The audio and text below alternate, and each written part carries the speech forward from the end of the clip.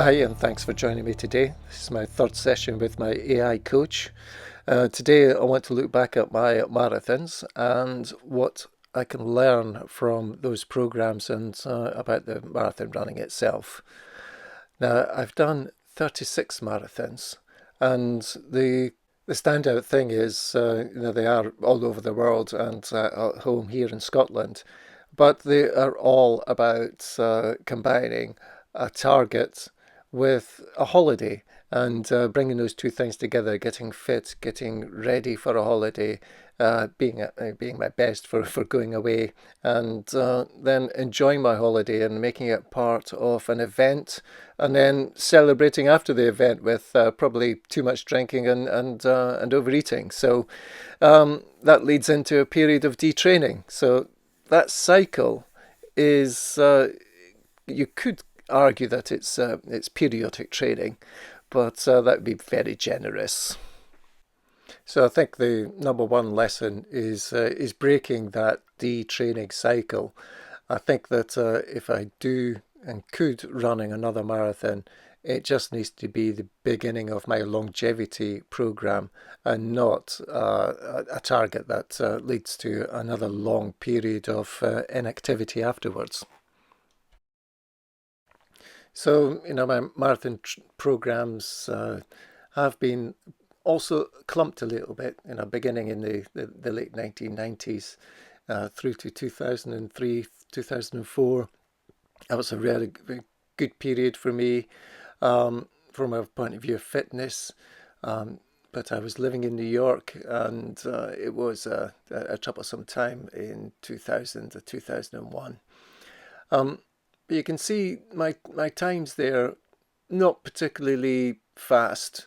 And it's another lesson for me is I've never actually worried too much about the times. It's getting through the training program and then getting to the start line. I see is one of the big achievements. Getting rounds and having a little bit of fun is good. I haven't really pushed myself, and I think that's another lesson that I need to take from this is I don't actually like to push myself too much. My training programs have been really ad hoc, doing what I can, fitting it into life and into work, and doing what I can when I can. And I have found it extremely difficult to follow a program, and I've only actually tried once, and I failed to actually, do the run every day according to the plan. Um, it just doesn't work for me. So I need to learn from that and build my plan around flexibility. Know in general what I should achieve, but a day to day, this is what you're going to do is just not going to work for me. So I think I need to take my coach's advice and move to a forever plan where I'm working on my longevity. And if I do decide to do a marathon, then it needs to fit into that as a strategy, not that I'm doing a marathon and I've got a target for a marathon, but that I've got a longevity strategy and it fits into that overall plan. So another purple patch for me was 2008 through to 2010. And that was when I was working up in London and under a lot of stress at work, like personal stress as well. And it was obviously just after the financial crash. So a lot of things on my mind. And I think that getting back into running was really about, calming my mind and getting over some mental health issues. But it did produce a number of good results, especially the Zurich run. And that's because I was able to go to Zurich with work, and I knew the city. And when I actually ran the Zurich Marathon at the second time, I was not really thinking about the time. I was enjoying it. I wasn't even looking at my watch. And it was only after finishing that I realized I was so close to a PB, I could have beaten my PB. And that's another indication of what I'm like as a marathoner. It's not really about the time. It was about being in the city, the sunshine, the different places, and enjoying it. don't put myself under any sort of time pressures. And I think that is a good thing, and I need to continue to do that because that's part of longevity, is and not just about busting myself up trying to hit times. I think that the periods of detraining and also the fact I'm not putting myself under too much performance pressure has resulted in fewer injuries. I have had a number over the years, but I wouldn't say that they've been particularly serious. And I think that I've got off lightly, reading about other runners and programs like that.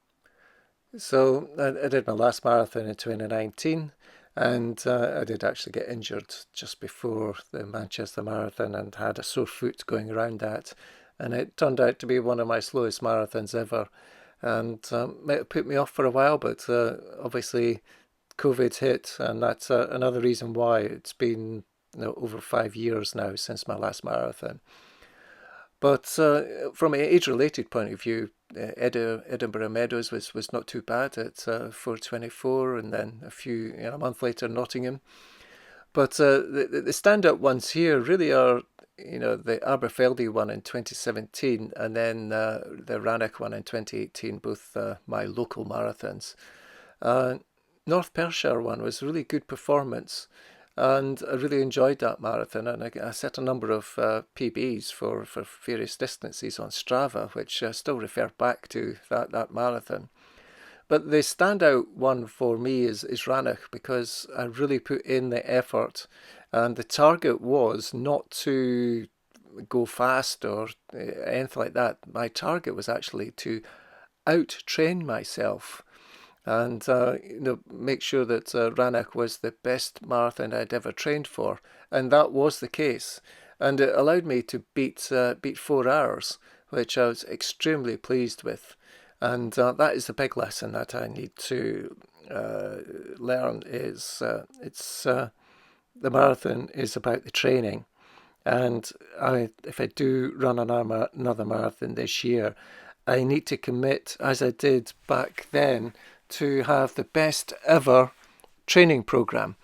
And let's have a look at what that really means. So when I was putting together, the plan for Rannoch, I did an analysis of my marathons as best I could from a patchy journal.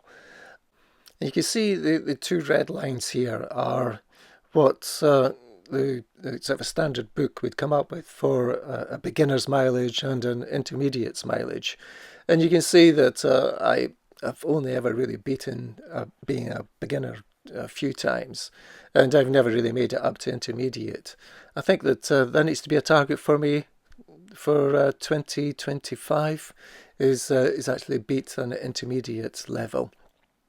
But when you look at this, these are normalized 16-week programs where I've got the base mileage which I've run, but some of that base mileage is on elliptical trainers and other cross-training exercises that have been converted into marathon miles. And then I've given myself bonuses for extra long runs, runs over 13 miles. The mileage over 13 counts as double. Plus, for Rannoch, I did high-intensity training for the first time. So none of these have got high-intensity training. Again, that's another lesson. I hate doing long runs, and high-intensity stuff when I'm pushing myself, I just don't like doing it. And that's probably a reason why I don't like doing weight training either, is I don't like pushing myself to the limit. And I guess that's affected my performance over the years. But when you look at this, the key thing here is the good performances come after a long period of training. Usually after running a marathon the year before or in the last 6 months, that's when the performance comes from.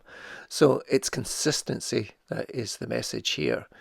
If I run a marathon and then keep training, get straight back into booking another one, booking another trip, and then training, that then really does boost my performance. So it's not just about one or two marathons, it's about a cluster. So let's have a look at those. So when you have a look at the marathons themselves, you can see there's there's effectively three purple patches because this was before Ranach and North Perthshire. But I got the first group when I was in my early 30s, and then in my early to mid 40s, and then when I was in my mid 50s when I ran the last sets of marathons. Those are really the three purple patches. But you can see that they come in a little cluster, and then there's not a lot in between. I need to create a new cluster now, maybe. Who knows? But looking at those numbers in more detail, I want to get my base mileage up. I need to get those long runs in, build in HIIT into my program because that's good for longevity. And the target I want to set myself is to better my Ranach training program. So I think if I do a marathon in October, then I need to work 16 weeks back from that and then start to build in, how do I get up to the start line for the training program, get some base mileage in, get some base work in, build up some muscle again, and then 16 weeks before the marathon, really begin a program where I'm tracking against the progress against what I did for North Perthshire and what I did for Ranach, and replicate that with a little bit on top.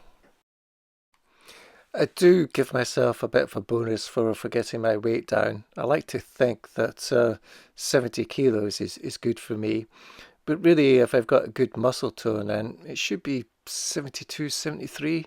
And I've given myself a bonus for being under 73 kilos. So I think for this program, I need to think less about my weight, more about my body composition, so that I'm building up muscle rather than just trying to slim down. Another thing which I need to focus on is consistency. Not worry too much about the peaks, but get rid of the troughs. And I think that not shooting for a target will help, and also not focusing on runs. I mean, how many weeks can I go without dropping a mile or things like that? Because what I think I've found is if I'm going after a run or a sequence, when that sequence is broken, I lose motivation, and it's hard to get back into it because you're starting from scratch again. I think I need to avoid thinking along those lines that I'm going to do 38 weeks and beat my record for a number of weeks at consistently at over 30 miles, and think more a case of, well, how many weeks out of the rolling 52 have I achieved? And then if I miss a week because of holidays, because of kids, or because of work, then it's not all ruined and my motivation falls apart. The run isn't broken because it's going to be a percentage of the year rather than a sequence itself.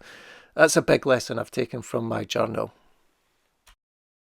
So what do I need to do to beat Ranach? Well, I need to put in the base miles, but more importantly, I need to put in the quality into the program.